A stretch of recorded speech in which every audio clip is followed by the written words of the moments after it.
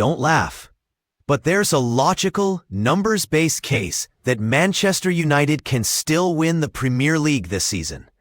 Right now, as we hit the November international break, United sit 7th on 18 points from 11 games, 7 points behind leaders Arsenal. On the surface, that sounds like top 4 battle at best. 7th place, single-digit wins, a lot of noise about inconsistency. But underneath, the schedule, the squad, and the data tell a much more interesting story. Think about it this way. After 11 games, the league table is a snapshot, not a verdict. You get an idea of who's in crisis and who's overperforming, but you rarely see the final champion clearly. In almost as many seasons as the early leader has gone on to win the title, someone from behind has surged past them in the second half of the campaign. The Premier League is designed for chaos. Long schedule, brutal winter, injuries, fixture congestion, and a title race that often turns on a 4-week spell when one club catches fire. So if the historical picture says the door is at least half open, what about United themselves? Are they built to walk through it? Or are we stretching a good October into a fantasy? Start with the obvious. United are only 7 points off first, not 15. They are level on points with teams people happily call dark horse contenders for the title. Their goal difference is modest, but finally moving in the right direction after a strong October. They were a mess early, leaking goals, dropping cheap points, sitting 14th after 6 games. Since then, they've quietly become solid. 3 straight league wins, a statement victory at Anfield after almost a decade without one. Then, but 2-2 draw away at Spurs, snatched with a 95th-minute header from Matthijs de Ligt. That kind of late equalizer doesn't just win a point. It builds a feeling inside the dressing room that games are never lost until the very end. But the most underrated part of United's position isn't even in the table. It's in the calendar. Manchester United are out of Europe. They are out of the League Cup. At the time, crashing out of continental competition and missing midweek glamour felt like a disaster. In this specific season, with a compressed calendar and expanded European formats, it might be their secret weapon.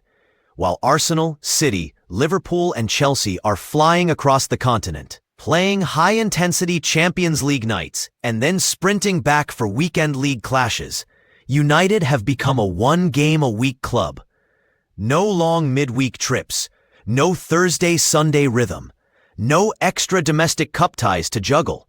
That means more time on the training pitch, more time for Ruben Amorim to drill his complex 3-4-3 and 3-2-5 structures, more time to recover physically, more time to prepare specifically for each opponent. In a league where marginal gains make the difference, having full tactical sessions instead of recovery sessions 2 or 3 times a week is huge.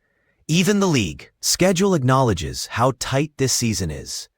Boxing Day, usually a festival of football, has been stripped down so that United's home game against Newcastle stands alone as the only fixture of the day. In that context, being freed from European commitments isn't a minor detail. It is a structural advantage for any coach trying to build a new identity on the fly. Now look at what that calendar actually contains. From the Everton game after the break onwards, United's next 10 Premier League matches form what might be the softest runway in the top half. Home to Everton, away at Crystal Palace, home to West Ham. Trips to Wolves, Leeds, and Burnley. Home games against Bournemouth, Newcastle, and Wolves again. Aston Villa away as the toughest on paper, surrounded by opponents currently in the bottom half and even in the relegation zone. There is no such thing as an easy game in the Premier League, but there are runs where the probability of stacking wins is higher.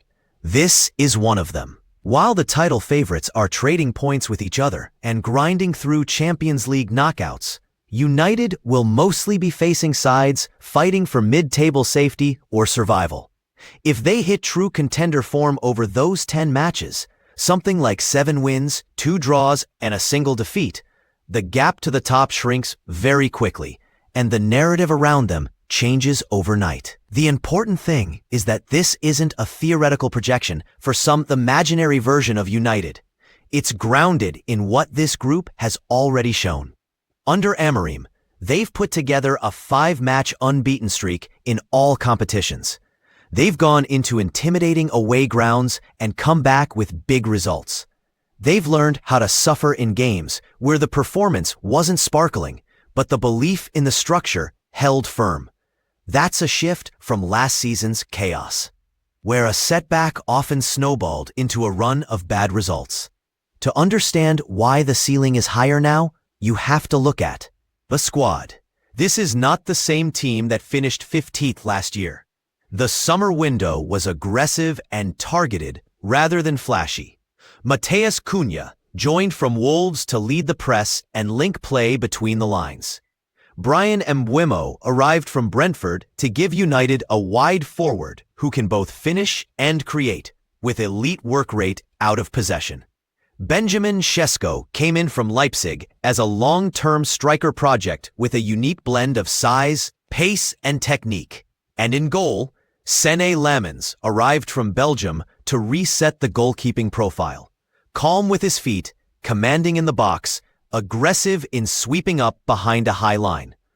All of those signings are built for Amorim's football.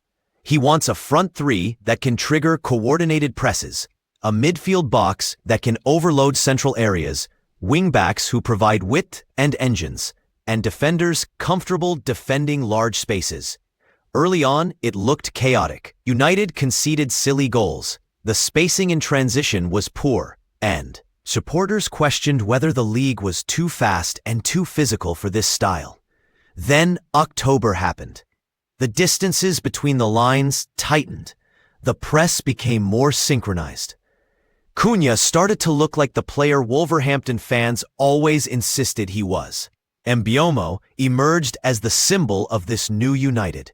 Relentless, intelligent in his movement, decisive in the final third. De Ligt took control of the backline. Lammens, thrown into a pressure cooker, made big saves and settled the entire defensive unit. Suddenly, what looked like a risky tactical experiment began to resemble an actual system. It's not just tactics and talent, though. The psychological reset under Amorim might be the biggest intangible advantage United have.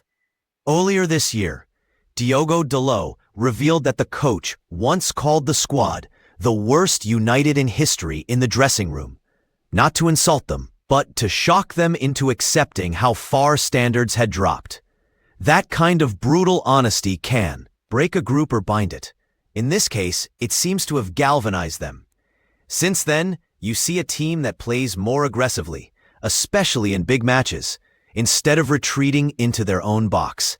Senior players like Bruno Fernandes look more disciplined within a clear structure, pressing in zones instead of freelancing. Younger or newer faces are no longer hiding behind reputations. They're taking responsibility when big names dip. As results have improved, external recognition has followed. Awards for Manager and Player of the Month, praise for previously doubted signings, and a shift in how pundits talk about United. From banter club to project to watch.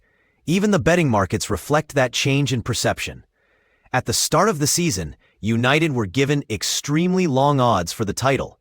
After their recent run, those odds have shortened, still signaling outsiders, but no longer total no-hopers. This is not a recommendation to bet. It's simply a sign that neutral models and analysts are being forced to take them a bit more seriously. Of course, there are still big ifs that need to fall in United's favor. They will almost certainly need reinforcements in midfield in January. Casemiro cannot carry the load alone at this stage of his career, and the club knows the engine room must be rebuilt if they want to compete into April and May. They will have to manage injuries better than in recent seasons.